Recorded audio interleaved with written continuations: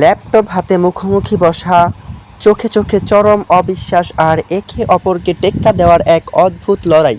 প্রযুক্তির এই যুগে এসে আমাদের চেনা হাবলু যখন আচমকা ডিজিটাল হয়ে ওঠে, তখন ঠিক কী কী কাণ্ড ঘটতে পারে, এমনই এক হুলস্থুল আর ভরপুর হাসির গল্প নিয়ে এবার আসছে বিশেষ নাটক ডিজিটাল হাবলু।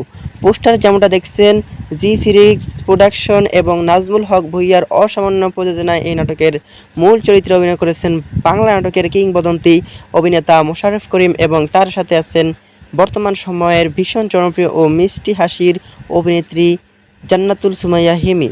বেঞ্চে বসে মোশাররফ করিমের সেই চেনা চেনা মজার এক্সপ্রেশন আর হিমির এই কড়া চাহনি দেখেই বোঝা যাচ্ছে অনস্ক্রিন এই জুটির কমেডি দর্শকদের হাসাতে হাসাতে পেটে খিল ধরাবে নিশ্চিত।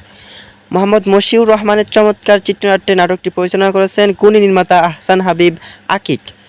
মোশাররফ করিম ও হিমি ছাড়াও এই নাটকের বিভিন্ন চরিত্রে অভিনয় করেছেন মাহমুদুল ইসলাম মিঠু, শাহেলা আক্তার, ইমরান আজান সহ আরও অনেকেই।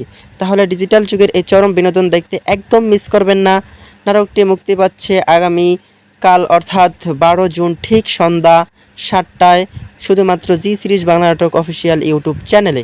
অবসরের সময়টাকে হাসিতে ভরিয়ে তুলতে চোখ রাখুন তাদের চ্যানেলে।